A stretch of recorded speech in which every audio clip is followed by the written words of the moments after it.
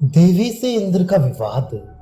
दीर्घ काल तक इंद्र ने उस पराम्बा पर विजय पाने का पूर्ण निश्चय कर बल और अभिमान से अत्यधिक भरकर वज्र को लेकर शीघ्र ही अपने वाहन जीमूत पर चढ़कर जहां सुकुमार अंगों वाली अंबिका थी वहां प्रस्थान किया। धन की कर्णिकाओं के समान तेज वाली अपने अनिंद सौंदर्य से अनेक कोटि कामदेव की शोभा को अत्यंत तुच्छ बनाने वाली भगवती को देखकर दूर से ही उसके तेज से चौंधियाए नेत्र वाला इंद्र बोला, हे कमनीय अंगों वाली, अपने अंगों की कांति से संपूर्ण जगत को व्याप्त कर तू कौन स्थित है? तू किसकी कन्या है? कहां से यहाँ आई है? जैसा ही काम को लजाने वाला तेरा विलक्षण रूप है, वैसा ही तेरे अंगों के विविध विन्यास का गठन है। मेरे अमरपुर में रंभा प्रमुख स्त्रियां अत्यंत सौंदर्यवती हैं, परंतु उनमें भी तेरे समान रूप का लक्षण नहीं देखा जाता। इस प्रकार की रूप सौष्ठव की साक्षात मूर्ति ना तो देवलोक में, ना पृथ्वी पर और ना ही रसातल में है।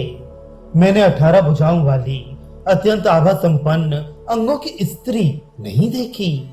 उसके वचन को सुनकर पराम्बा ने इंद्र से कहा, तू कौन है? किस उद्देश्य से आया है? तेरा क्या बलवीर्य है? और तू कौन उद्यम करता है? तेरे सारे व्रत को सुनकर तब मैं अपनी स्थिति की सारी वार्ता बताऊंगी। इस प्रकार देवी के वचन को सुनकर सहस्त्र नेत्र इंद्र ने कहा, मेरी बात को भली प्रकार सुनो। मैं सुरलोक का अधिपति हूँ। शतक्रतु अर्थात 100 अश्वमेध किया हुआ होने से मैं इंद्र हूँ। तीनों भुवन की लक्ष्मी का मैं भोगने वाला महाबली हूँ। तुम्हें जानने की इच्छा से मैं यहाँ आया हूँ। मेरे समान बल, यश, लक्ष्मी, वीर्य और संपत्ति में सारे भुवन में अन्य कोई नहीं है।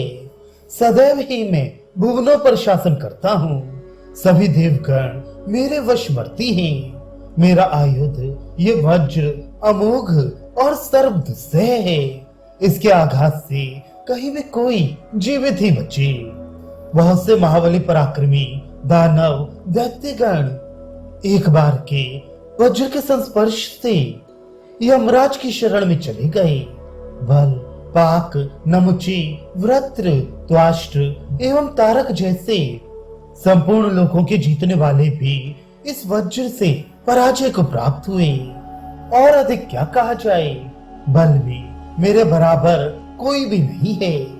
महाबल पराक्रमशील मुझे महेंद्र नाम से प्रसिद्ध जानो। इस प्रकार इंद्र के वचन को सुनकर उस परमेश्वरी ने कहा, हे इंद्र, अवश्य मैं जान गई कि तू कश्यप का पुत्र है। ये छोटा सा तिनका मोटे घास का है।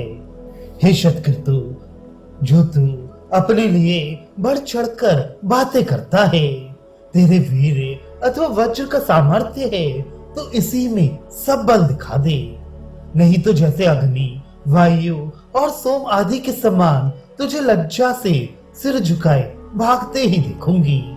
देवी के इस प्रकार वचन सुनकर इंद्र क्रोध में ओठों को फड़काने लगा। अपने हाथ में वज्र लेकर उसी भगवती पर प्रहार करने चला। जब इंद्र ने अपना वज्र संभाला तो अकस्मात दिशाएं जलने लगी।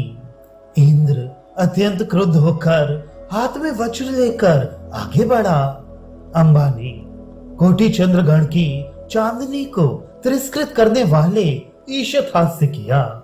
उसके हंसने पर ही शब्द इंद्र की स्थिति अपने हाथ में वज्र थामे हुए एक साथ स्तंभित सी हो गई। उसके पैर, वाणी आदि इंद्रियां जैसे वह था उसी रूप में रह गई। ना तो वह स्वयं एवं ना उसके हाथ पैर आदि थोड़े बहुत भी इधर उधर भी हिल पाए। इस प्रकार इंद्र बिल्कुल स्तब्ध सा हुआ। चित्र लिखित के समान न बोल सका, न हिल सका और न चल ही सका। इस रूप के कठपुतली की तरह बने इंद्र को देखकर सभी देवगण भय से कांप गए और बहुत अधिक संताप करने लगे।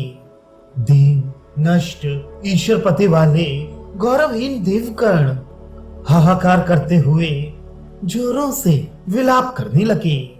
आगे इंद्र ने स्वयं को अपने अपराध से पूर्ण स्तब्ध जानकर तत्काल उस आपत्तिपूर्ण स्थिति से स्वरक्षण करने की कामना से आंगिरस बृहस्पति को याद किया।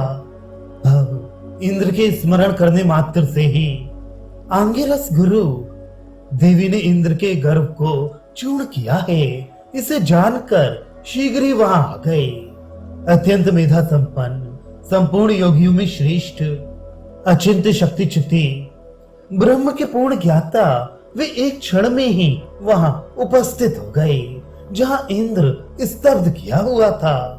सभी देवगण इंद्र की रक्षा करने में समर्थ महर्षि बृहस्पति को आया देखकर इस प्रकार हर्षित हुए जैसे जल स्रोतों में फंसे हुए व्यक्तियों को नौका का सहारा मिल गया हो।